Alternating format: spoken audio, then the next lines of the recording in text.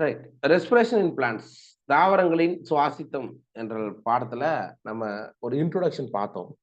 அதனுடைய தொடர்ச்சியை நம்ம அப்படியே கண்டினியூ பண்ண போறோம். ரைட். நம்ம ஏற்கனவே சொல்லியிருக்கோம் என்ன அப்படின்னா, சுவாசித்தலுக்கு ஆதாரம் யார் அப்படின்னா ஒளிச்சேர்க்கை தான். சரிங்களா? ஏன்னா ஒளிச்சேர்க்கையில கிடைச்ச அந்த ஸ்டார்ச் அல்லது கார்போஹைட்ரேட் அதுதான் இங்க உடைக்கப்பட்டு ஆற்றல்ல வெளியிடப்படும். அதனால சுவாசித்தலுக்கான ஆதாரம் அப்படின்னு பாத்தீங்கன்னா நம்ம எதை தான் சொல்லலாம் அப்படின்னா ஒளிச்சேர்க்கை பொருட்களை தான் நம்ம சொல்லணும். Okay, right.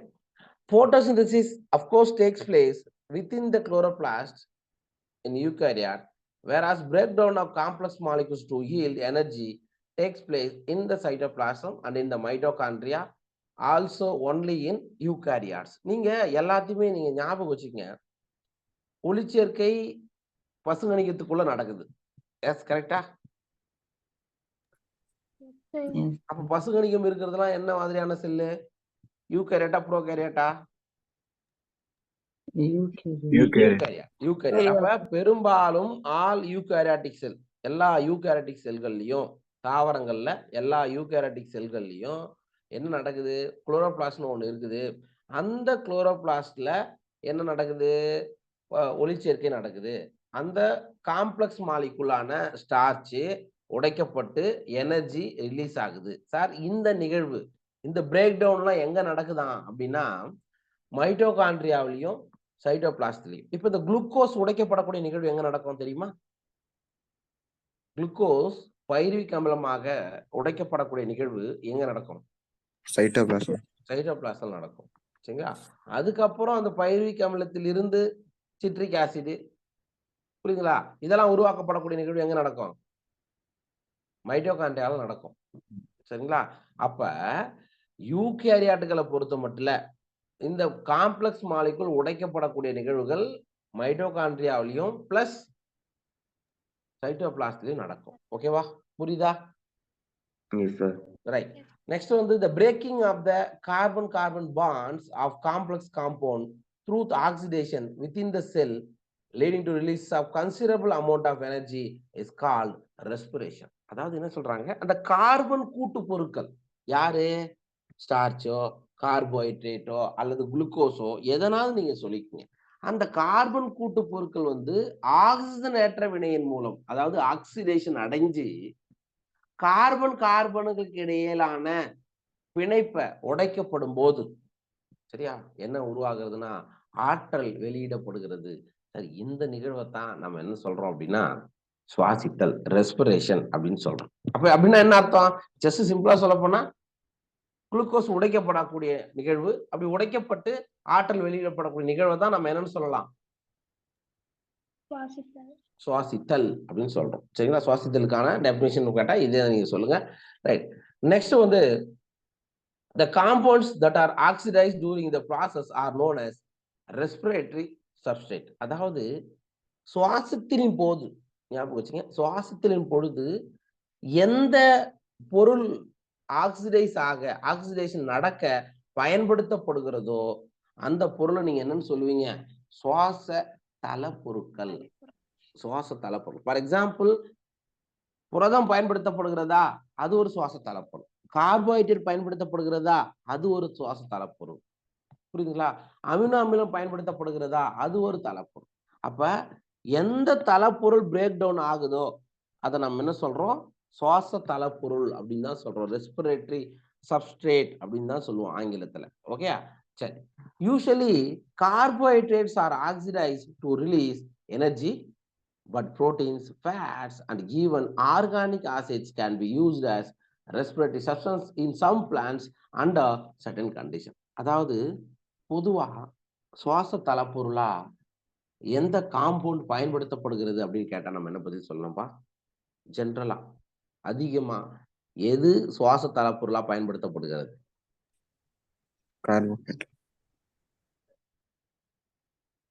புரியுதுங்களா? கார்போஹைட்ரேட் தான் சுவாச தளப்பொருளா பயன்படுத்தப்படுகிறது.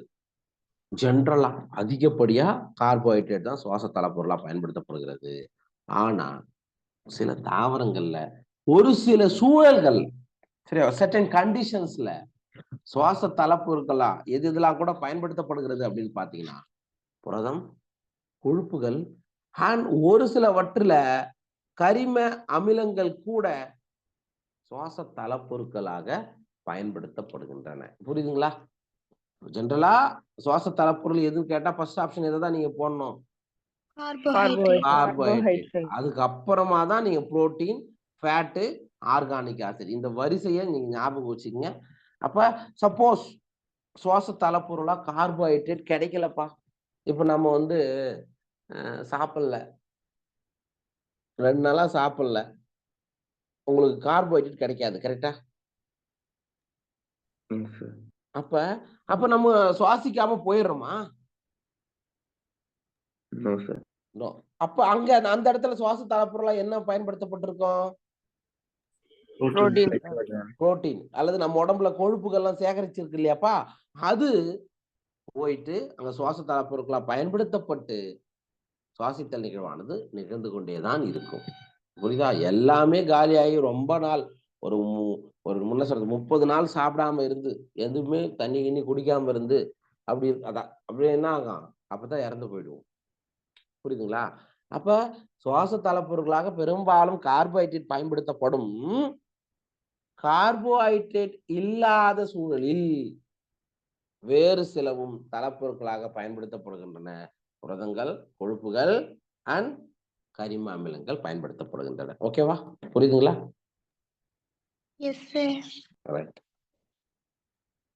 அதுக்கு அடுத்தது usually carbohydrates are oxidised to release energy. அது பார்த்துட்டோம். Under certain condition during oxidation within a cell, the energy contained in respiratory substrate is not released free into the cell or in a single step. Sir, இந்த செல்லுக்குள்ள வந்து இப்ப நடக்குதுன்னு சொல்லிட்டேன். Carbohydrate உடைக்கப்படுகிறது அல்லது இல்லாத போது ஃபேட்டோ புரோட்டீனோ உடைக்கப்பட்டு ஆற்றல் வெளியிடப்படுகிறதுன்னு. இது வந்து ஒரே ஒரு ஸ்டெப்ல நடக்கிறது கிடையாதுன்றாங்க. சரியா? இது பல படிநிலைகள்ல, அதாவது ஃபார் எக்ஸாம்பிள் கிளைகாலிசிஸ்லாம் எடுத்துட்டா ஒரு 10 ஸ்டெப் நடக்கும். Glucose 6 phosphate, fructose 6 phosphate, fructose 1,6 bisphosphate, இந்த மாதிரி 10 ஸ்டெப் நடக்கும். அதான் சொல்றாங்க. அப்ப ஒரு எனர்ஜி உருவாக்குறது அப்படின்றது ஒரே ஸ்டெப்ல நடக்கக்கூடிய ப்ராசஸ் கிடையாது. சுவாச தலப்பொருட்கள் பயன்படுத்தப்பட்டு நிறைய ஸ்டெப் தேவைப்படும் அப்படின்னு சொல்லிட்டு சொல்றாங்க. Okay. It released in a series of slow stepwise reaction controlled by enzymes and it is trapped as chemical energy in the form of ATP. சரியா? இது அதான் இங்க கொடுத்துருக்கு பாருங்க. சோ செல்லுக்குள் நிகழும் ஆக்சிஜனேற்றத்தின் போது ஆற்றலை கொண்டிருக்கக்கூடிய சுவாச தலப்பொருட்கள் நொதிகளின் மூலம் கட்டுப்படுத்தப்பட்டு ஏடிபி வடிவில் வேதி ஆற்றலாக வெளியிடப்படுகிறது. சரிங்களா? அதுக்கு என்சைம்ஸ் தேவைப்பா. இந்த மாதிரி பல படிநிலைகள் வழியா சுவாசித்தல் நடக்குதுன்னு நான் சொல்றேன். இதுக்கு வந்து நிறைய நொதிகள் தேவை.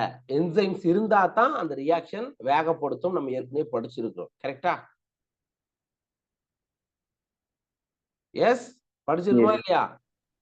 Yes sir. ரிப்ளை பண்ணுங்க. ஓகே, சரி. Hence, it is important to understand that the energy released by oxidation in respiration is not used directly, but is used to synthesize ATP, which is broken down whenever energy needs to be utilized. அதாவது செல்லுக்குள்ள நிகழக்கூடிய ஆக்சிஜனேற்றத்தின் போது ஆற்றலை கொண்டிருக்கக்கூடிய சுவாச தலப்பொருட்கள் நொதிகளின் மூலம் கட்டுப்படுத்தப்பட்டு ATP வடிவில வேதி ஆற்றலாக வெளியிடப்படுகிறது. சார், இந்த ஏடிபி புரியுதுங்களா? அப்ப இங்க ஜெனரலா என்ன சொல்றாங்க, சுவாசித்தலின் பொழுது உங்களுக்கு என்ன நடக்குது? ஆக்சிடேஷன் நடக்குது. ஆக்சிடேஷன் நடக்கும்போது எனர்ஜி ரிலீஸ் ஆகுது. அந்த எனர்ஜி எதை உருவாக்க பயன்படுத்தப்படுகிறது அப்படின்னா ஏடிபி. சரிங்களா? எப்பப்பெல்லாம் ஆற்றல் தேவையோ சுவாச தலப்பொருட்கள் உடைக்கப்பட்டு ஏடிபி ஆனது உற்பத்தி செய்யப்படுகிறது. சரிங்களா? எனவே ATP act as the energy currency of the cell. ATP நம்ம என்ன சொல்றோம்? செல்லின் ஆற்றல் நாணயம் அப்படின்னு சொல்றோம். செல்லின் ஆற்றல் மையம்னு கேட்டா மைட்டோகாண்ட்ரியா. வித்தியாசத்தை தெரிஞ்சுக்கணும். சரிங்களா? எந்த இடத்துல பவர் ஹவுஸ் ஆஃப் செல்லுன்னு கேட்கறாங்க, இல்லைன்னா எனர்ஜி கரன்சி செல், எனர்ஜி கரன்சி அப்படின்னு கேக்குறாங்கன்றத நீங்க பாத்துக்கோங்க. ஓகேவா? சரி. அதுக்கு அடுத்தது ஒரு சில பாயிண்ட்ஸ் ஜஸ்ட் அப்படியே உங்க புக்கை பார்த்துக்கோ.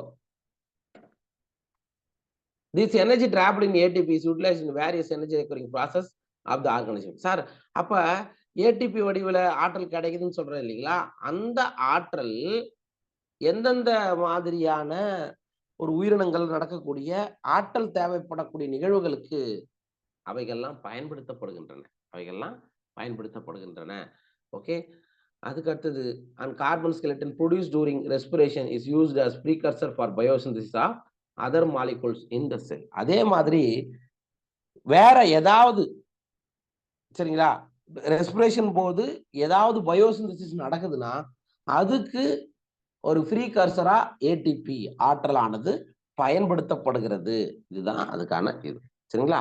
ரைட். அடுத்ததா டூ பிளான்ட்ஸ் பிரீத், தாவரங்கள் சுவாசித்தலை மேற்கொள்கின்றனவா அப்படின்னு கேட்குறாங்க. தாவரங்கள் சுவாசித்தலை மேற்கொள்கின்றனவா? அதே மாதிரி சுவாசித்தல் எந்தெந்த இடங்கள்ல நடக்குது? சரி, தாவரங்கள்ல வந்து சுவாசம் எந்த இடத்துல நடக்கும் சொல்லுங்க? எங்க நடக்கும்? ரெஸ்பிரேஷன் எங்கேயா நடக்கும் தாவரங்கள்ல?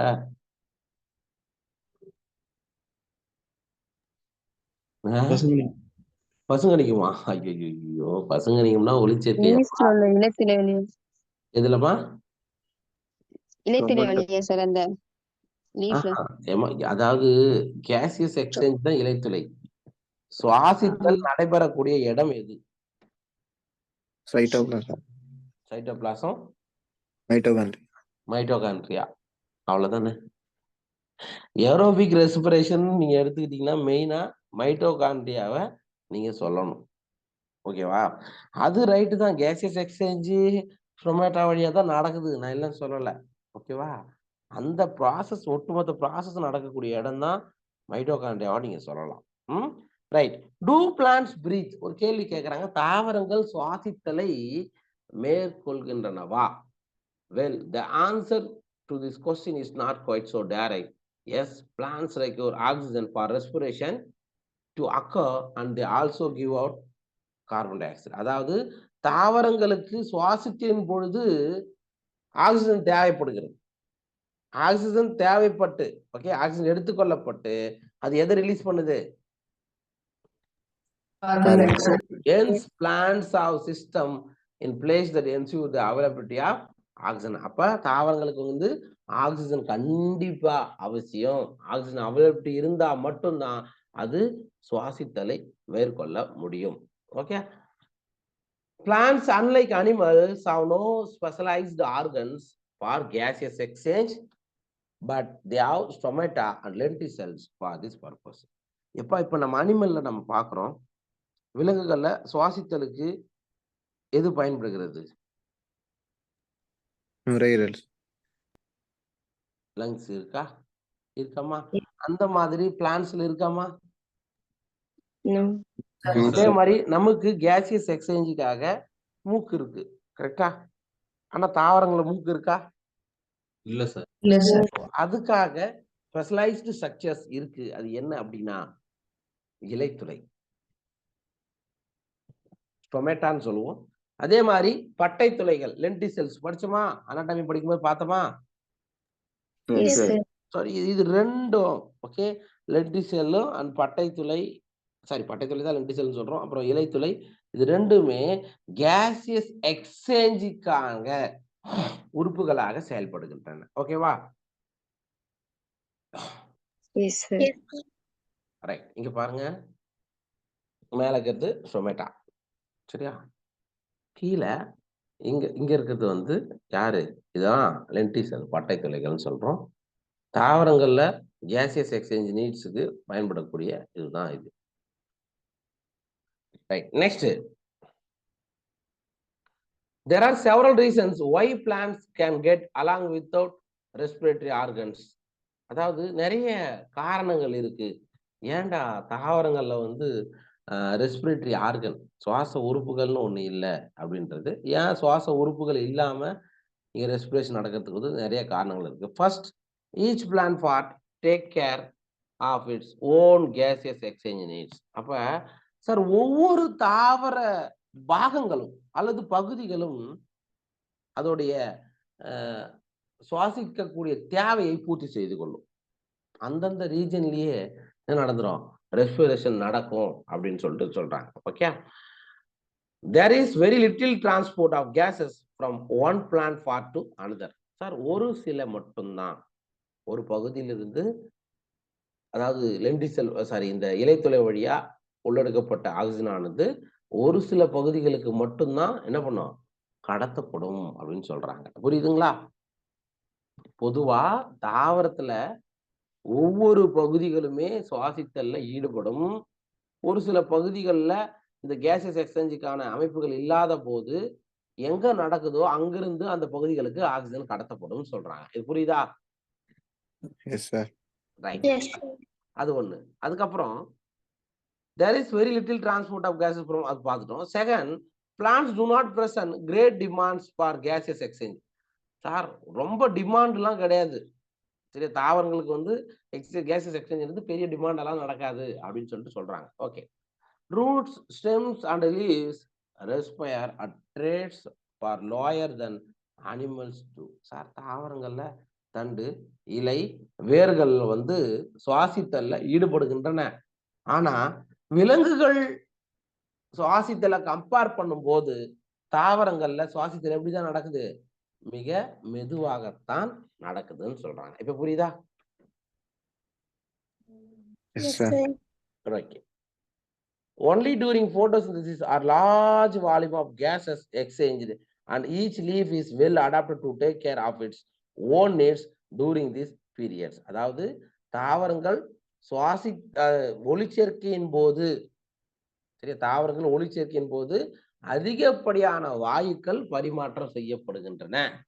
சரிங்களா? அதே மாதிரி ஒவ்வொரு இலைக்குமே என்ன பண்ணிக்கும், அதோட நீடு, அது பூர்த்தி செய்யக்கூடிய கெப்பாசிட்டி இருக்கு அப்படின்னு சொல்றாங்க. Okay, when cells photosynthesize, availability of oxygen is not a problem in the cells since O2 is released within the cell. இதுவே விலங்குகள் வந்து போட்டோசிந்தசிஸ் செய்யாது. கரெக்டா? ஆனா தாவரங்கள் வந்து தாவரங்களுடைய ஒவ்வொரு செல்லுமே, ஒவ்வொரு செல்லுலயும் யார் இருக்கா, பசுங்கணிக்கம் இருக்கும், அது வந்து போட்டோசிந்தசிஸ் செய்யும். அதனால அதுக்கு பிரச்சனையே கிடையாது. ஏன்னா இப்ப பாருங்க, தாவரங்கள் ஒளிச்சேர்க்கையின் போது ஆக்சிஜனை விடும், சுவாசிக்கும் பொழுது அதே ஆக்சிஜன் எடுத்துக்காதா? எஸ், விடக்கூடிய ஆக்சிஜன் தான் அதுவும் எடுத்துக்கும். சோ அது வந்து பெரிய பிரச்சனையா இருக்காது அப்படின்னு சொல்றாங்க. Third, the distance that gases must diffuse even in large bulky plants is not great. அதாவது மூணாவது வந்து இந்த கேஸ் வந்து டிஃப்யூஸ் ஆயிட்டு போகணும் தாவரங்கள்ல. ஓகேவா? இதெல்லாம் முக்கியமானது, ஞாபகம் வச்சுக்கங்க. Each living cell in a plant is located quite close to surface of plant. This is true for leaves. அதாவது ஒவ்வொரு உயிருள்ள செல்லும் தாவரங்கள்ல எங்கடா அமைஞ்சிருக்கு அப்படின்னு பாத்தீங்கன்னா, சர்ஃபேஸ், அதனுடைய புறப்பரப்புக்கு அருகாமையிலேயே அமர்ந்திருக்கும். அதனால ஈஸியா தாவரங்கள்ல சுவாசித்தல் நடக்குது அப்படின்னு சொல்றாங்க. ஓகேவா? இதுவே சார் இளம் தாவரங்கள்ல சர்ஃபேஸ்லயே இந்த கேசியஸ் எக்ஸ்சேஞ்சுக்கான ஆர்கனல்ஸ் எல்லாம் இருக்கும். சார் மெச்சூர் ஆயின ஒரு பெரிய கட்டைத்தன்மை கொண்ட தாவரங்கள்ல, வேர்கள்ல எப்படி வாயு பரிமாற்றம் நடக்கும் சொல்லுங்க பார்க்கலாம். பட்டைத்துளை இருக்கும், வேர்த்துளை இருக்காது இல்ல? அப்ப பட்டைத்துளை வழியாகவோ இலைத்துளை வழியாகவோ நடக்கக்கூடிய அந்த சுவாசித்தல் நிகழ்வுல கேசஸ் பரிமாற்றம், வாயுப்புகள் பரிமாற்றம் என்ன ஆகும், மற்ற இடத்துக்கு டிஃப்யூஷன் வழியா. டிஃப்யூஷன் என்னப்பா, பரவல்லாம் கேள்விப்பட்டிருப்பீங்களே, செறிவு அதிகமான இடத்துல இருந்து செறிவு கம்மியான இடத்துக்கு அந்த மாதிரி மற்ற பகுதிகளுக்கு கடத்தப்படும் அப்படின்னு சொல்றாங்க. சரிங்களா? This is also facilitated by the loose packing of parenchyma cell in leaves, stems and root. அதான் இங்க சொல்றாங்க பாரு. அப்ப எப்படி சார் இந்த கேசியஸ் டிரான்ஸ்போர்டேஷன் நடக்குது, வாயுக்களுடைய நகர்வு நடக்குது அப்படின்னா, நீங்க தண்டோ இலையோ வேரோ அதோடைய கிராஸ் செக்ஷன் எடுத்து பார்த்தீங்கன்னா உள்ள பேரன் கைமா செல்கள் எப்படி இருக்கும்? தளர்வா பொதிக்க. ஆமா, சரியா? அப்ப தளர்வா பொதிக்கப்பட்டிருக்குன்னா ஈஸியா அதுக்குள்ள காத்து உள்ள பூந்து போகுமா போகாதா? போகும் சார். பெரிய பெரிய கட்டைத்தன்மை கொண்ட மரங்கள்ல எப்படி வாயுக்கள் உள்ள மற்ற பகுதிகளுக்கு கடத்தப்படுகிறதுனா இந்த மாதிரி தான் கடத்தப்படுகிறது அப்படின்றத நீங்க புரிஞ்சுக்கணும். ஓகேவா? which provide an interconnected network of air spaces. காற்று அறைகள் இது எல்லாத்துக்கும் நடுவுல கனெக்ஷன்ஸ் இருக்குன்னு சொல்றாங்க. Okay, next the complete combustion of glucose which produces carbon dioxide and water as end products. அதாவது குளுக்கோஸ் ஆனது முழுவதுமாக எரிக்கப்படும் போது அதனுடைய இறுதி பொருட்களாக carbon di oxide, water plus ஆற்றல் நமக்கு கிடைக்குது. சார் அந்த ஈக்குவேஷன் தான் இது. கார்போஹைட்ரேட் அல்லது குளுக்கோஸ் கம்ப்ளீட்டா எரிக்கப்படும் போது சரிங்களா அதனுடைய ஃபைனலா நமக்கு என்ன கிடைக்குது? Carbon di oxide and water plus வேற என்ன கிடைக்குது? எனர்ஜி கிடைக்குது. ஓகே, அந்த ஈக்குவேஷனை பார்த்துக்கோ. C6H12O6 plus 6O2 plus 6CO2 sorry gives rise to 6CO2 plus 6H2 plus energy. Okay, இதான் சுவாசித்தலுக்கான ஒரு அடிப்படை ஈக்குவேஷன். இது புரியுதா?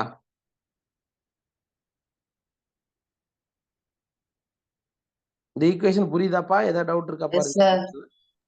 புரியுது sir. Next, if this energy is to be useful to the cell, it should be able to utilize it to synthesize other molecules that the cell requires. Sir இப்ப சுவாசித்தலின் போது ஆற்றல் வெளியிடப்படுகிறது.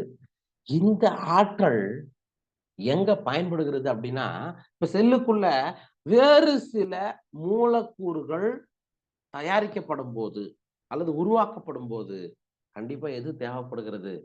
ஆற்றலானது தேவைப்படுகிறது. Okay, right.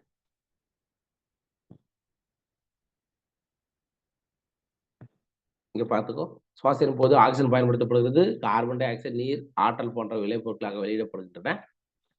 And this strategy that the plant cell uses catabolize the glucose molecule in such a way that not all the liberated energy goes out as heat. அதாவது அப்ப என்ன சொல்றாங்க அப்படின்னா குளுக்கோஸ் ஆனது உடைக்கப்படுகிறது. உடைக்கப்பட்டு ஆற்றல் வெளியிடப்படுகிறது. சரி, எல்லா ஆற்றலும் வெப்பமாக இழக்கப்படுவது கிடையாது.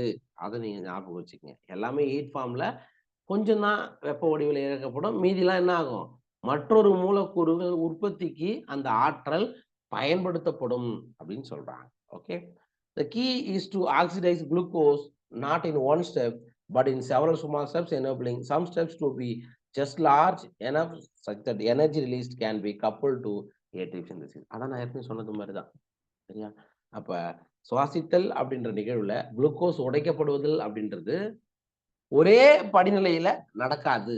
பல படிநிலைகள் இருக்கு அப்படின்றதுதான் முக்கியம். சரி, the combustion reaction requires oxygen.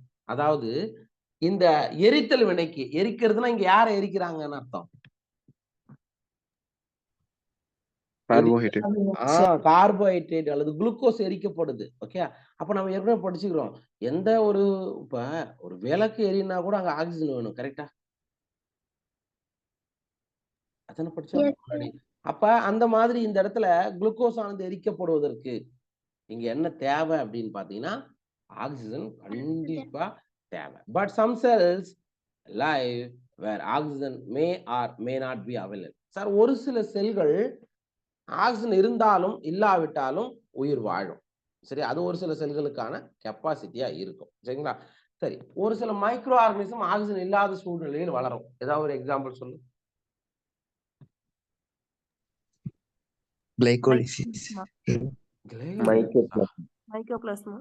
Mycoplasma.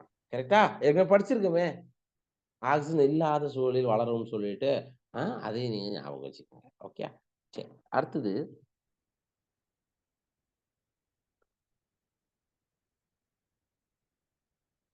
there are sufficient reasons to believe that the first cells on this planet lived in atmosphere that lacked oxygen. அதாவது நிறைய ரிசர்ச் ஸ்டடிஸ் என்ன சொல்லுதான், முதல்ல இந்த உலகத்துல தோன்றிய செல் ஆக்சிஜன் இல்லாமல் உயிர் வாழ்ந்திருக்குதா சொல்றாங்க.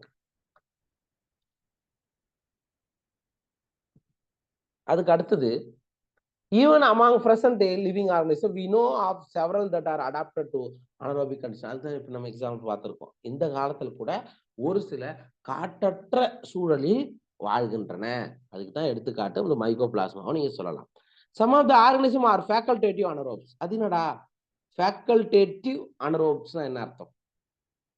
நிலை மாறும் காற்றற்ற சுவாச உயிரிகள் அப்படின்னா என்ன அர்த்தம் தெரியுமா? கேள்விப்பட்டிருக்கீங்களா? சார் ஆமா, அதோட நிலையை அடிக்கடி மாத்திக்கும்.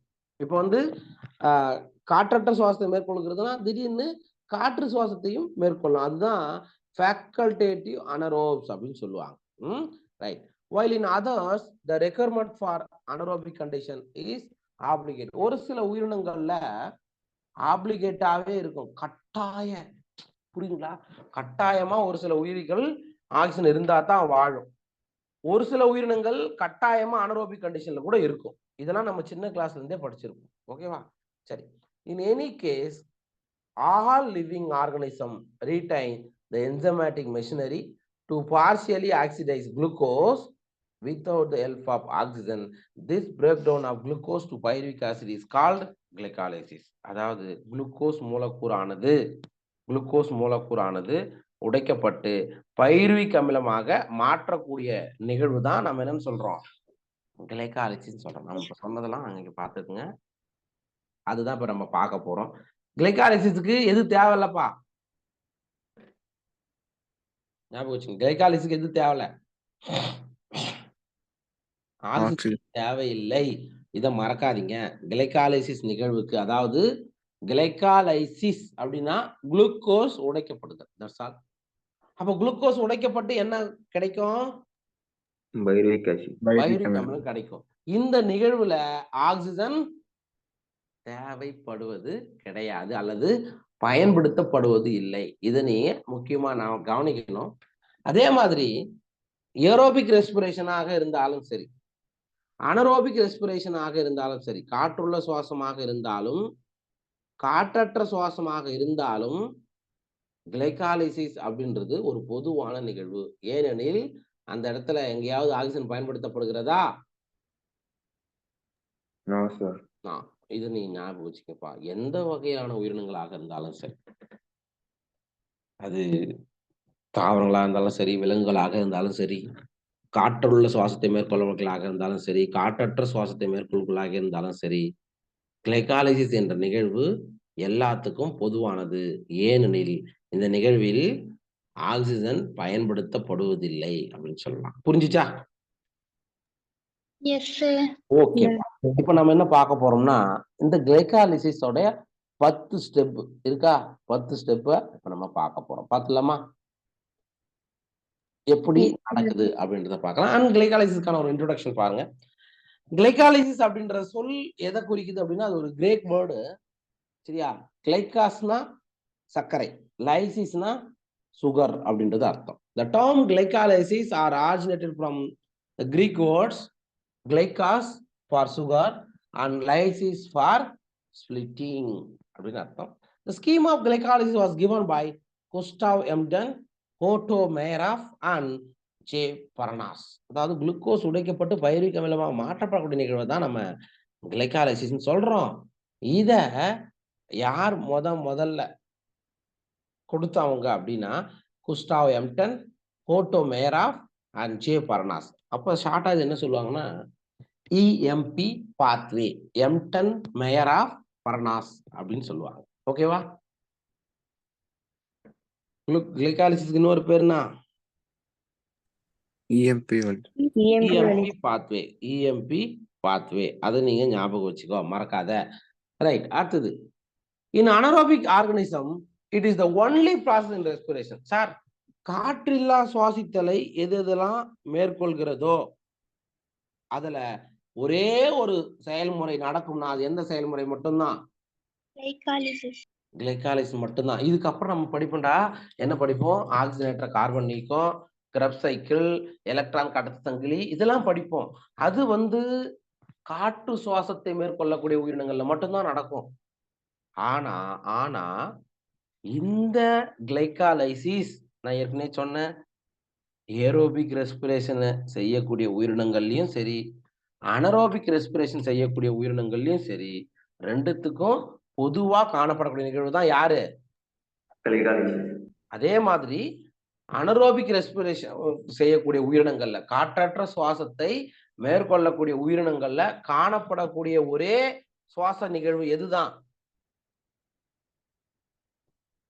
எதுதான்? கிளைகாலைசிஸ் தான். காற்று இல்லா சுவாசத்துல ஈடுபடக்கூடிய உயிரினங்கள்ல ஒரே ஒரு இது நடக்கும்னா அது கிளைகாலிசிஸ் மட்டும்தான்டா ராஜா.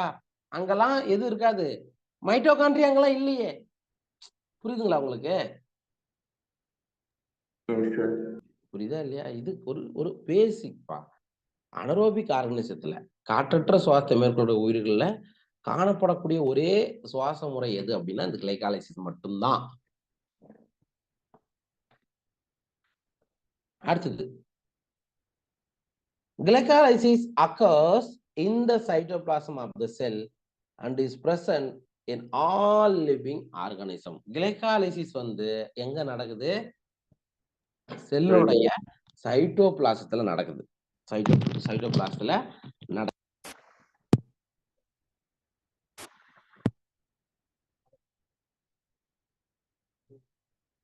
இருந்தாலும் சரி, கிளைகாலைசிஸ் எங்கதான் நடக்கும்?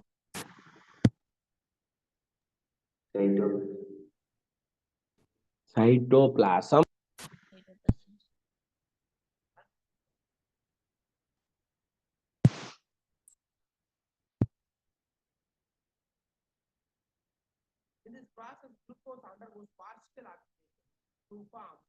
வாய்ஸ் இருக்குங்க சார்.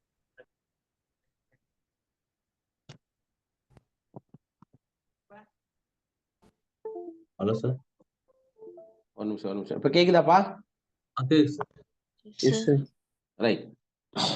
இதுல கிளைகாலிசிஸ்ல என்ன நடக்குது அப்படின்னா, glucose undergoes partial oxidation to form 2 molecules of pyruvic acid. அதாவது குளுக்கோஸ் ஆனது பகுதி ஆக்சிஜனேற்றம் அடைந்து 2 மூலக்கூறு பைருவிக் அமிலத்தை கொடுக்கிறது. இதுக்கு பேர் தான் என்ன? கிளைகாலைசிஸ். சரிங்களா? Right. In plants this glucose is derived from sucrose which is the end product of photosynthesis. அதாவது தாவரங்கள்ல இந்த குளுக்கோஸ் எங்க இருந்துடா கிடைக்குது? இப்ப என்ன சொல்லிட்டோம்? குளுக்கோஸ் பைருவிக் அமிலமா உடைக்கப்படுறதுதான் என்னன்னு சொன்னோம்? கிளைகாலைசிஸ். சரிங்களா? ரைட். அப்ப அந்த குளுக்கோஸ் எங்க இருந்து கிடைக்குது தாவரங்களுக்கு? சுக்ரோஸ் வடிவில. சுக்ரோஸ் எங்க கிடைச்சிச்சு? Final product of photosynthesis. அந்த சுக்ரோஸ் நீங்க படிச்சிருப்போம், இலையில தாவரங்கள் ஒளிச்சேர்க்கை செய்து குளுக்கோஸை தயாரிக்கிறது. அந்த குளுக்கோஸ் சுக்ரோஸா மாற்றப்பட்டுதான் தாவரத்தின் மற்ற பகுதிகளுக்கு கடத்தப்படும் படிச்சோம். கரெக்டா? இந்த சுக்ரோஸ்ல இருந்துதான் சார் குளுக்கோஸா அது மாத்திக்குது. சார் ஒரு சில சமயத்துல தாவரங்கள் ஒளிச்சேர்க்கை செய்யல, சரியா? ஒளிச்சேர்க்கை செய்யலைன்னா குளுக்கோஸ் கிடைக்காது. கரெக்ட் தானே? அப்ப என்ன பண்ணும்? ஏற்கனவே கார்போஹைட்ரேட்டுகளாக உணவுப் பொருட்கள் சேமித்து வைக்கப்படுகின்றன. அதுல இருந்து கூட கார்போஹைட்ரேட் இருந்து கூட குளுக்கோஸா கன்வெர்ட் ஆயிட்டு அந்த குளுக்கோஸ் சுவாச தளப்பொருளா பயன்படுத்தப்படும். ஓகேவா? சரி. இப்ப சார் தாவரங்கள்ல அந்த சுக்ரோஸ் எப்படி சார் குளுக்கோஸா மாற்றப்படுகிறது, அதுக்கு என்ன நொதி தேவை அப்படின்றத பார்த்துக்கோ. சுக்ரோஸ் ஆனது இன்வெர்டேஸ் என்ற நொதியின் முன்னிலையில் பிரக்டோஸ் மற்றும் குளுக்கோஸ் ஆக மாற்றம் அடைகிறது. பிரக்டோஸ் ஆகவும் குளுக்கோஸ் ஆகவும் மாறுகிறது. இதுதான் இதுக்கு தேவையான நொதி யாரு? இன்வெர்டேஸ். இப்ப சுக்ரோஸ்ன்றது ஒரு கேக்கலையா? சுக்ரோஸ்ன்றது ஒரு டைசாக்கரைடுப்பா. சுக்ரோஸ்ன்றது ஒரு இரட்டை சர்க்கரை. அது குளுக்கோஸ் பிரக்டோஸ் என்ற இரு மோனோசாக்கரைடுகளாக உடைக்கப்படுகிறது. அதுக்கு என்ன நொதி தேவை? இன்வெர்டேஸ். அதான்பா இங்க அர்த்தம். ஓகே, இந்த இரண்டு மோனோசாக்கரைடுகளும் கிளைகோலைட்டிக் வழித்தடத்தில் நுழைகின்றன. சார், குளுக்கோஸோ அல்லது பிரக்டோஸோ எங்க போகும்? கிளைகாலைசிஸ் பாத்வேக்கு போகும். Glucose and fructose are phosphorylated to give rise to glucose 6 phosphate. சரிங்களா? அது எது வேணாலும் இருக்கலாம். குளுக்கோஸோ, மோஸ்ட்லி குளுக்கோஸ் தான் கிளைகாலைட்டிக் பாத்வேக்கு போகும். ரைட், இந்த 10 படிநிலையை பார்த்துடலாமா? அதுக்கப்புறம் இதை பத்தி தான் ஃபுல் அண்ட் ஃபுல் கொடுத்துருப்பாங்க. பார்க்கலாமா 10 ஸ்டெப் எப்படி நடக்குதுன்னு? Yes sir. ரைட், இப்போ வந்து நமக்கு குளுக்கோஸ் இருக்கு. தாவரங்களோ விலங்குகளோ குளுக்கோஸ் இருக்குப்பா. இந்த குளுக்கோஸ் எப்படி கிடைச்சது?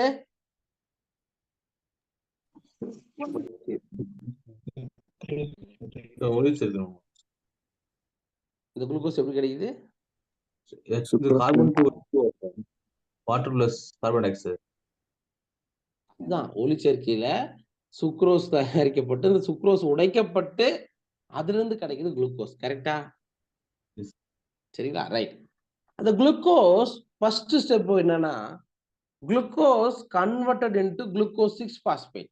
சார், இப்போ என்ன சார் நடக்குது அப்படின்னா, இந்த ப்ராசஸ் நம்ம என்ன சொல்றோம்? பாஸ்பாரிலேஷன் அப்படின்னு சொல்லுவாங்க. பாஸ்பரிகரணம்.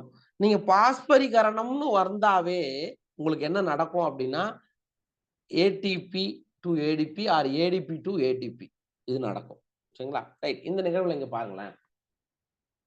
ATP adenosine triphosphate, adenosine diphosphate plus ஒரு இன்ஆர்கானிக் பாஸ்பேட்டா என்ன ஆகுது? உடைக்கப்படுகிறது.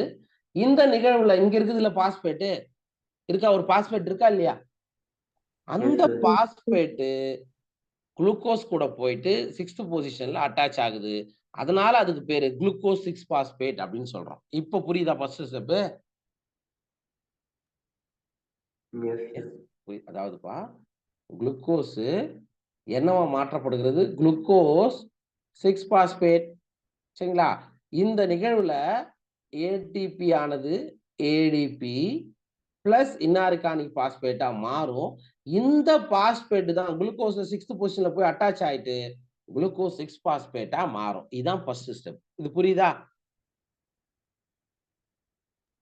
Yes sir. சார், இதுக்கு தேவையான நொதி நான் சொன்னேன், முதல்ல சொன்னேன், எல்லா ஸ்டெப்ஸுக்கும் என்னது நொதி என்பது அவசியம்னு. அப்ப குளுக்கோஸ் 6 பாஸ்பேட்டா மாறும்போது என்ன நொதி தேவை? எக்ஸோகைனேஸ். இந்த ஃபர்ஸ்ட் ஸ்டெப் புரிஞ்சுச்சாப்பா? Yes sir. ஓகே, இது வந்து பாஸ்பாரிலேஷன் அப்படி சொல்றோம். பாஸ்பாரிலேஷன் சொல்றோம். ரெண்டாவது, இந்த குளுக்கோஸ் 6 பாஸ்பேட் ஃப்ரக்டோஸ் 6 பாஸ்பேட்டாக மாற்றப்படுகிறது. குளுக்கோஸ் 6 பாஸ்பேட் ஃப்ரக்டோஸ் 6 பாஸ்பேட்டா மாறக்கூடிய நிகழ்வு வந்து ஒரு ஐசோமரைசேஷன் ரியாக்ஷன் அப்படின்னு சொல்லலாம். என்னன்னா ஒண்ணும் இல்ல, ரெண்டுமே ஒரே இதுதான். குளுக்கோஸ் வந்து ஃப்ரக்டோஸா மாற்றப்படுகிறது. மாலிகுலர் ஃபார்முலாலாம் ஒன்னா தான் இருக்கும். ஓகேவா? சோ அப்ப இதுக்கு தேவைப்படக்கூடிய நிகழ்வுக்கு நொதி என்னன்னா பாஸ்போ குளுக்கோ ஐசோமரேஸ். என்னது? பாஸ்போ குளுக்கோ ஐசோமரேஸ். இந்த நிகழ்வை, இந்த ப்ராசஸ் பேர் என்ன சொல்லலாம்? ஐசோமரைசேஷன் அப்படின்னு சொல்லலாம். படிக்கலாமா? ஓகேவா? Yes sir. சரிங்களா? இந்த ஸ்டெப் புரிஞ்சுச்சா? ரைட், இது ரெண்டாவது ஸ்டெப், படிநிலை 2. ஓகே, மூணாவது ஸ்டெப்புக்கு வாங்க. இந்த ஃப்ரக்டோஸ் 6 பாஸ்பேட் இருக்குது இல்லையா, அகைன் என்னவா மாறுது? ஃப்ரக்டோஸ் 1,6 பிஸ் பாஸ்பேட்டா மாறுது. அப்படின்னா என்ன அர்த்தம்? அகைன் ஒரு பாஸ்பரிலேஷன் நடக்குது. ஏடிபி ஏடிபி ஆகவும் இன்ஆர்கானிக் பாஸ்பேட்டாகவும் மாறுது. இதிலிருந்து வருதுல ஒரு பாஸ்பேட், அது ஃப்ரக்டோஸ் 6 பாஸ்பேட் கூட போய் சேரும் போது 1வது பொசிஷன்ல சேருது. அதனால ஃப்ரக்டோஸ் 1,6 2 பாஸ்பேட்ன்றதுனால பிஸ் பாஸ்பேட்னு சொல்றோம். இப்போ புரியுதா? புரியுதா? ஃப்ரக்டோஸ் 6 பாஸ்பேட் ஃப்ரக்டோஸ் 1,6 பிஸ் பாஸ்பேட்டா மாறுது. அப்ப இன்னொரு பாஸ்பேட் போய் அடிஷன் ஆகுது. அந்த பாஸ்பேட் பாஸ்பரிலேஷன் அப்படின்ற ப்ராசஸ் மூலமா ஒரு ஏடிபி இங்கேயும் பயன்படுத்தப்படுகிறது. அண்ட் இதுக்கு தேவையான நொதி யாரு? பாஸ்போ ஃப்ரக்டோ கைனேஸ். ஓகேவா? புரிஞ்சுச்சா? அடுத்தது ஃப்ரக்டோஸ் 1,6 பிஸ் பாஸ்பேட் ஆல்டோலேஸ் என்ற நொதியின் முன்னிலையில என்னவா மாற்றப்படுகிறது? அதாவது பிளவுபடுது, ரெண்டா பிரிக்கப்படுகிறது. என்னென்னவா பிரிக்கப்படுகிறது? டைஹைட்ராக்சி அசிட்டோன் பாஸ்பேட் கிளிசரால்டிகைட் 3 பாஸ்பேட்டாக பிரிக்கப்படுகிறது. புரியுதா? சரியா? டிஹெச்ஏபி கிளிசரால்டிகைட் 3 பாஸ்பேட்டாக மாற்றப்படும். இந்த இடத்துல ட்ரையோஸ் பாஸ்பேட் ஐசோமரேஸ் அப்படின்ற ஒரு நொதி இந்த இடத்துல தேவை. அண்ட் இங்க பாருங்க டிஹெச்ஏபி இது வந்து ஷார்ட்டா டைஹைட்ராக்சி அசிட்டோன் பாஸ்பேட் என்ன சொல்லுவீங்க? டிஹெச்ஏபி. இது கிளிசரால்டிகைட் 3 பாஸ்பேட். இதிலிருந்து இதுவாகவும் மாற்றிக்கொள்ளக்கூடிய தன்மை இதுக்கு இருக்கு. ஓகேவா? இது புரிஞ்சுச்சா? Yes, sir. அப்ப நீங்க கவனிக்க வேண்டிய விஷயம், குளுக்கோஸ் ஒரு 6 கார்பன் காம்பவுண்ட். கரெக்டாப்பா? Yes, sir. Glucose 6 phosphate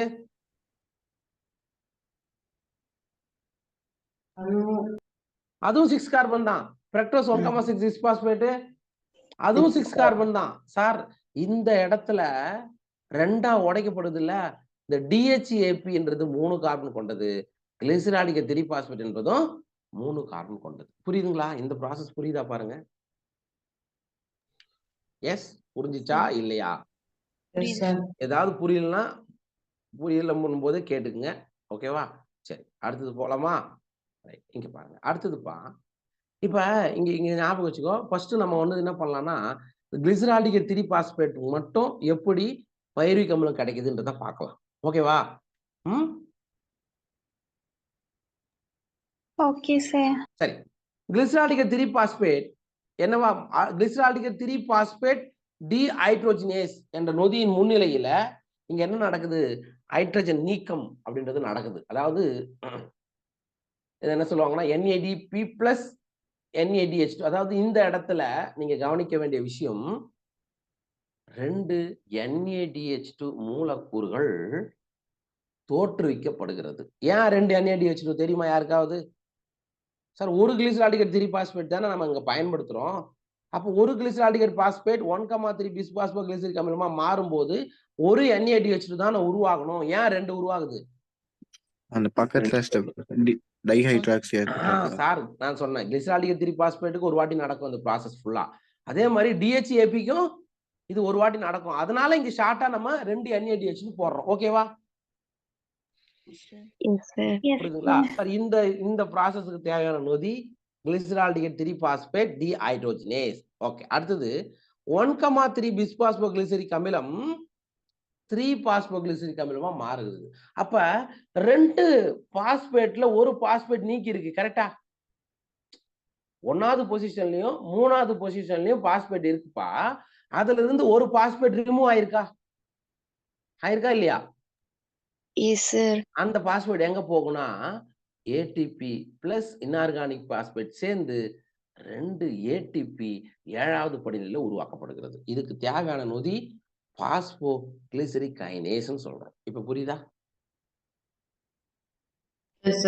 sir இந்த ப்ராசஸ், அதாவது நேரடியா ATP உற்பத்தி செய்யக்கூடிய இந்த ப்ராசஸ்க்கு பேர் என்னன்னா சப்ஸ்ட்ரேட் லெவல் பாஸ்பாரிலேஷன், தளப்பொருள் அளவிலான பாஸ்பரிகரணம் அப்படின்னு சொல்லலாம். ஓகேவா? அப்ப எந்த 7வது ஸ்டெப்ல 2 ATP உருவாகுது. கரெக்டா? Yes, sir.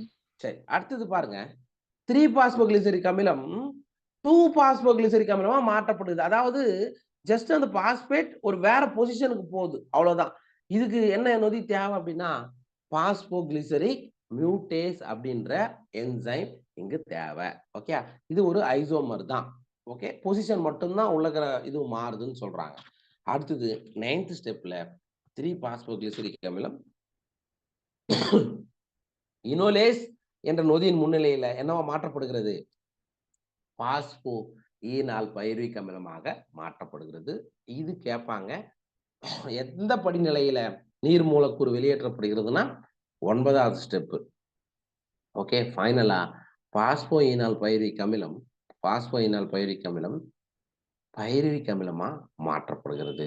இந்த நிகழ்வுல 2 ATP உருவாக்கப்படுகிறது. ஓகேவா? இதுக்கான நொதி பைருவிக் கைனேஸ். இதுவும் ஒரு தளப்பொருள் பாஸ்பரிகள்னு சொல்றோம். ஸோ ஃபைனலா 2 மூலக்கூறு பைருவிக் அமிலம் கிடைக்கும். அப்ப இங்க 2ன்னு ஏன் போட்டோம்? எல்லாத்துக்கும் 2ன்னு ஏன் போட்டிருக்கு சொல்லுங்க? Dihydroxy. கிளிசரால்டிகைட் 3 பாஸ்பேட்டுக்கு ஒரு வாட்டி இந்த ப்ராசஸ் நடக்கும். அதுக்கப்புறம் டிஹெச்ஏபி வந்து மறுபடியும் இந்த ப்ராசஸ் நடக்கும். அதனால 2 நடக்கும். ஓகேவாடா? 10 ஸ்டெப்பும் புரியுதா? யாருக்காவது இந்த இடத்துல எனக்கு இது புரியல அப்படின்றவங்க யாருன்னா இருந்தா கேளுங்க. எனிபடி? சார் சொல்லுங்க. டைஹைட்ராக்சி அசிடோன் பாஸ்பேட்டுக்கு நடக்கும்போதும் அதே நொதி தான் தேவைப்படுமா சார்? கண்டிப்பா கண்டிப்பா அதே என்சைம் தான். சரியா? Okay. அதனாலதான் அது எல்லாமே காமன் தான். அதாவது இங்க 6 கார்பன் கொண்ட ஃப்ரக்டோஸ் 1,6 பிஸ்பாஸ்பேட் 3 கார்பன் கொண்ட பொருளா 2ஆ பிரிக்கப்படுகிறது. அப்ப இதுக்கு ஒரு வாட்டி நடக்கணும், இதுக்கு ஒரு வாட்டி நடக்கணும். கண்டிப்பா நடக்கணும். அதே நொதி தான் பயன்படுத்தப்படும். ஓகே, வேற வேற ஓகே சார். தேங்க்யூ வேற சார். வேற ஏதாவது டவுட்? சார் இதெல்லாம் நீங்க வேற வழியே கிடையாது. இந்த ஸ்டெப்புக்கு என்னென்ன நொதி தேவைன்றது அதாவது அதோட பேர்லயே வரும். ஒரு இடத்துல ஏடிபி உருவாக்கப்படுதோ அல்லது பயன்படுத்தப்படுகிறதோ அப்ப வந்து கைனேஸ்னு முடியும். சரியா? கைனேஸ்னு முடிஞ்சா ஒன்று ஏடிபி உற்பத்தி ஆகணும், இல்லைன்னா ஏடிபி லாஸ் ஆகணும். சரிப்பா, கால்குலேஷனுக்கு வருவோம். இப்போ இந்த 10 ஸ்டெப்பு கரெக்டா 10 ஸ்டெப்பு பார்த்துட்டோம். 10 ஸ்டெப்ல எந்தெந்த படிநிலைகள்ல ஏடிபி பயன்படுத்தப்படுகிறது? பாஸ்பரினம் மொத படிநிலை, 3வது படிநிலை. இங்க பாத்துக்கோ. First step and third step கரெக்டா? எத்தனை ஏடிபி? ஒரு ஏடிபி, 2 ஏடிபி. 2 ஏடிபி பயன்படுத்தப்படுகிறது. It means loss. ஓகேவா? Yes sir. Okay. Yes, sir. அதுக்கப்புறம் தலப்பொருள் பாஸ்பரிகரணம், அதாவது சப்ஸ்ட்ரேட் லெவல் பாஸ்பரிகரணம்னு சொல்றோம். எத்தனை ஏடிபி உற்பத்தி ஆகுது? 4 ATP. யார் 2 சொல்றது? இங்க பாருங்க, 7வது ஸ்டெப்ல 2 ஏடிபி. ஓகேவா? 10வது ஸ்டெப்ல 2 ஏடிபி. மொத்தம் எத்தனை ஏடிபி கிடைக்குது? 4 ஏடிபி கெயின். 4 ATP gain. சரிங்களா? அப்ப சப்ஸ்ட்ரேட் லெவல் பாஸ்பரிலேஷனுடைய நெட் கெயின், தலப்பொருள் பாஸ்பரிகரணம் நடக்குது. நெட் கெயின் ஆஃப் ஏடிபி அப்படின்னு சொன்னா நீங்க என்னன்னு சொல்லணும்? ATP. எத்தனை ஏடிபியா? ATP, sir. 2 ஏடிபிமா. Okay, 2 ATP. அதாவது 4 ஏடிபி மொத்தமா கிடைச்சது. 2 என்னாச்சு? லாஸ் ஆயிடுச்சு. மீதி எத்தனை ஏடிபி தான் இருக்கு? 2 ஏடிபி. இது நீட்ல வந்த கொஸ்டின். கிளைகாலைசிஸ்ல சப்ஸ்ட்ரேட் லெவல் பாஸ்பரிலேஷன், அதாவது பாஸ்பரிகரணம் நேரடி நிகழ்வின் மூலமாக எவ்வளவு ஏடிபி நிகர லாபமா கிடைக்குன்னா 2 ஏடிபி. சார் இன்னொரு கால்குலேஷன் இருக்கு சார். இந்த NADH2 இருக்குல்லப்பா, 6வது ஸ்டெப்ல உருவாகுது இல்ல, இந்த NADH2 இதுக்கு அப்புறமா மைட்டோகாண்ட்ரியாக்குள்ள போயிட்டு மைட்டோகாண்ட்ரியாவில் ஏடிபி ப்ரொடக்ஷனை பண்ணும். சரியா? இந்த 2 NADH2 எத்தனை ஏடிபி கொடுக்கும் சொல்லுங்க பார்க்கலாம். ஒரு NADH2 எத்தனை ஏடிபி கொடுக்கும்? 3 ATP. 3 ஏடிபி. அப்ப 2 NADH2 6 ATP. 6 ஏடிபி. சார் டோட்டலா கிளைகாலிசிஸ் மூலமா எவ்வளவு எனர்ஜி நமக்கு கிடைக்கும் அப்படின்னு கேட்டாங்கன்னா அப்ப என்ன சொல்லணும்? 8 ATP. 8 ஏடிபி. புரியுதுங்களா? டோட்டல், அதாவது ஃபைனலா எலக்ட்ரான் டிரான்ஸ்போர்ட் செயின்லாம் நடந்த பிறகு கிளைகாலிசிஸ் உடைய இருப்பு நிலை அறிக்கை, கிளைகாலிசிஸ் வந்து எவ்வளவு கொடுக்குது அப்படின்னா 8 ஏடிபி சொல்லணும். புரியுதுங்களா? அவ்வளவுதான்டா. அப்ப 6 கார்பன் கொண்ட குளுக்கோஸ் ஆனது 3 கார்பன் கொண்ட 2 மூலக்கூறு, 2 இது 1 2 மூலக்கூறு பைருவிக் அமிலமாக உடைக்கப்படக்கூடிய நிகழ்வு தான் என்னது? கிளைகாலிசிஸ். அவ்வளவுதான்டா ராஜா.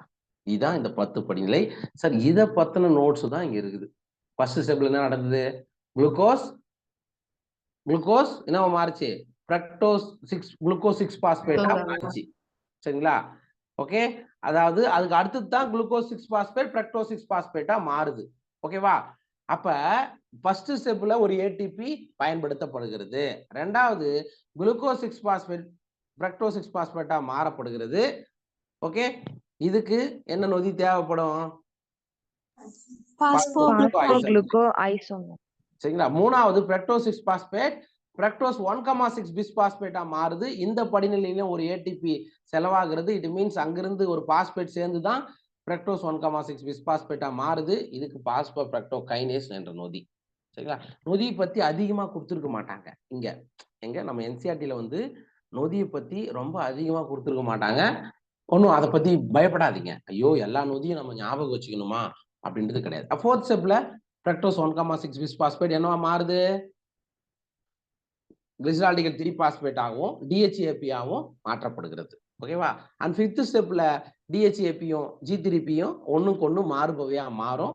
அண்ட் சிக்ஸ்த் ஸ்டெப்ல இந்த கிளிசரால்டிகல் 3 பாஸ்பேட் இருக்கு இல்லையா, அது டீஹைட்ரோஜனேஸ் என்ற நொதியின் முன்னிலையில ஒரு NADH2 தோற்றுவிக்கிறது. இது 2 வாட்டி நடக்கும்ன்றதுனால 2 NADH2 சொல்லுவீங்க. ஓகேவா?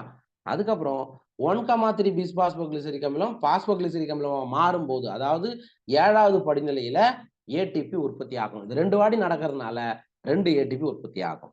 ஓகே. 8வது ஸ்டெப்ல பாஸ்போகிளிசரிக் அமிலமானது 2 பாஸ்போகிளிசரிக் 2 பாஸ்போகிளிசரிக் அமிலமா மாறுது. 9th ஸ்டெப்ல பாஸ்போயினால் பைருவிக் அமிலமா மாற்றப்படும் போது ஒரு நீர் மூலக்கூறு வெளியேற்றப்படுகிறது. அப்ப மொத்தம் எத்தனை நீர் மூலக்கூறு வெளியேற்றப்படும் கேள்வி கேட்டா என்ன பதில் சொல்வீங்க? 2. எத்தனை? 2. ஏன்னா டைஹைட்ராக்சி அசிட்டோன் பாஸ்பேட்டுக்கு ஒரு வாட்டி, கிளிசரால்டிகைட் 3 பாஸ்பேட்டுக்கு ஒரு வாட்டி. ஓகேவா? ரைட். லாஸ்ட் 10வது ஸ்டெப், இந்த பாஸ்போயினால் பைருவிக் அமிலமானது பைருவிக் கைனேஸ் என்ற நொதியின் முன்னிலையில பைருவிக் அமிலமா மாற்றப்படுது. அவ்வளவுதான்டா ராஜா. ஓகே. கிளைகாலிஸோடைய சுருக்கத்தை பாரு. 2 படிநிலைகள்ல ஏடிபி பயன்படுத்தப்படுகிறது. எங்கெங்க 2 ஸ்டெப்ல ஏடிபி லாஸ் ஆகுது? எங்கெங்க? First third. அவ்வளவுதான், ஃபர்ஸ்ட் தேர்டு. ஓகே. அது எங்கன்னு கொடுத்துருக்கோம் பாரு. இது கேட்டிருக்காங்க, ஞாபகம் வச்சுக்கோ. முதல் ஏடிபி குளுக்கோஸ் ஆனது குளுக்கோஸ் 6 பாஸ்பேட்டா மாறும்போது, 2வது பிரக்டோஸ் 6 பாஸ்பேட் பிரக்டோஸ் 1,6 பிஸ் பாஸ்பேட்டா மாறும்போது 2 ஏடிபி பயன்படுத்தப்படுகிறது. ஓகேவா? அந்த ஸ்டெப் இங்கேயும் கொடுத்துக்கிறேன், பார்த்துக்கோ. இது என்சிஆர்டில இருக்கிறது. இது ஃபர்ஸ்ட் ஸ்டெப், இது தேர்ட் ஸ்டெப். ஓகேவா? அதுக்கு அடுத்தது எந்த இடத்துல NADH2 உருவாக்கப்படுகிறது? 6th ஸ்டெப்ல 6வது படிநிலையில 3 பாஸ்போகிளிசரிக் அமிலம் 1,3 பிஸ் பாஸ்போகிளிசரிக் அமிலமா மாற்றப்படும் போது உங்களுக்கு NADH2 தோற்றுவிக்கப்படுகிறது. ஓகே. அதாவது 2 NADH2 கிடைக்கும். கரெக்டா? 2 வாட்டி நடக்கும் போது அங்க பாரு, கிளிசரால்டிகைட் 3 பாஸ்பேட் 1,3 பிஸ் பாஸ்போகிளிசரிக் அமிலமா மாறும் போது NADH2 தோற்றுவிக்கப்படுகிறது. 2 NADH2 கிடைக்கும். ஓகேவா? அடுத்தது அதுக்கப்புறம் ஏடிபி எங்கெங்கெல்லாம் கிடைக்குது? 7th and 10th step. 7th and 10th. Very good. 7வது படிநிலையிலும், அதாவது 1,3 பிஸ் பாஸ்போகிளிசரிக் அமிலம் 3 பாஸ்போகிளிசரிக் அமிலமா மாறப்படும் போது 2 ஏடிபி கிடைக்குது. அது வந்து எனர்ஜி கொடுக்கக்கூடிய நிகழ்வு அப்படின்னு சொல்லலாம். சரி, இன்னொன்னு சார், 10வது ஸ்டெப் பாஸ்போயினால் பைருவிக் அமிலம் பைருவிக் அமிலமா மாறும் போது இன்னொரு 2 ஏடிபி கிடைக்குது. ஆக மொத்தம் 4 ஏடிபி 7வது படிநிலையிலும் 10வது படிநிலையும் சேர்த்து கிடைக்குது. ஓகேவா? பாத்துக்குமா? 7வது ஸ்டெப் 1,3 பிஸ் பாஸ்போகிளிசரிக் அமிலம் என்னவா மாறுது? 3 பாஸ்போகிளிசரிக் அமிலமா மாறும்போது இது 7வது படிநிலை. ஓகேவா? அடுத்தது இது 10வது படிநிலை. பாஸ்போயினால் பைருவிக் அமிலம் மாறும்போது மொத்தம் 2 + 2 4 ஏடிபி கிடைக்கும். ஓகேவா? சோ எந்த இடத்துலயாவது ஆக்சிஜன் பயன்படுத்தப்பட்டதா கிளைகாலிசிஸ்ல? அதனாலதான் என்ன சொல்றோம், காற்று சுவாசத்தை மேற்கொள்ளக்கூடிய உயிரிகளிலும் காற்றற்ற சுவாசத்தை மேற்கொள்ளக்கூடிய உயிரிகளிலும் 2த்துக்கும் பொதுவான நிகழ்வு யாரு? எந்த ஸ்டெப்லயாவது கார்பன் டை ஆக்சைடு ரிலீஸ் ஆச்சா? ஆனா நீர் மூலக்கூறு உருவாச்சா? எத்தனாவது ஸ்டெப்ல? 9th. சார், நிகர லாபம் டைரக்டா ஏடிபி 4 ஏடிபி மொத்தமா கிடைச்சிச்சு. 2 ஏடிபி ஃபர்ஸ்ட் ஸ்டெப்லயும் தேர்ட் ஸ்டெப்லயும் லாஸ் ஆச்சு. ஆக 2 ஏடிபி கிளைகாலிசிஸோடைய நேரடி நிகர லாபம். ஓகேவா? எத்தனை வாட்டர் மாலிகுல் கிடைச்சது? ரெண்டு ரெண்டு water. 9வது ஸ்டெப்ல 2 வாட்டர் மாலிகுல் கிடைச்சது. சார் மறைமுகமா எத்தனை ஏடிபி கிடைச்சது? இன்டைரக்ட் ஏடிபி நம்ம சொல்றோம். அதாவது 6 ATP. NADH2 வந்து எலக்ட்ரான் டிரான்ஸ்போர்ட் செயினுக்கு போயிட்ட பிறகு அதுல இருந்து கிடைக்கக்கூடிய ஆற்றலை தான் நம்ம அப்படி சொல்லுவோம். எத்தனை? 6 ATP. அப்ப சார் மொத்தமா கிளைகாலிசிஸ் ப்ராசஸ் நடந்து முடிஞ்சா கிளைகாலிசிஸ் மொத்தமா எவ்வளவு ஆற்றலை ஃபைனலா கொடுக்கும் அப்படின்னு கேட்டா என்ன சொல்லணும்? 8 ATP. இந்த கேள்வியை புரிஞ்சுக்கணும்பா. நிறைய பேர் தப்பு பண்ற விஷயம், டைரக்டா ஏடிபில இருந்து மட்டும் சொன்னோம்னா 2 ஏடிபி நிகர லாபம். இந்த NADH2 எல்லாம் சேர்த்து கால்குலேட் பண்ணி கிளைகாலிசிஸ் ஒட்டுமொத்த நிகழ்வுல கிடைக்கக்கூடிய மொத்த ஏடிபின்னு சொன்னா அப்பதான் நீங்க என்ன சொல்லணும்?